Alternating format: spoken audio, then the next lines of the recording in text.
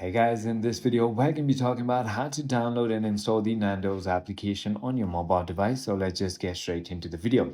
First things first, simply go ahead and open your App Store or Play Store, depending on whatever device you feel like using. And then simply go ahead and search for Nando's on the search bar, just like that. Once you've done that, click on this application right over here. You can either download the Nando's North America or Nando's Food Order, whatever you prefer. So simply go ahead and select one. And once you've done that, you can simply go ahead and download the application by clicking on the get icon right over here.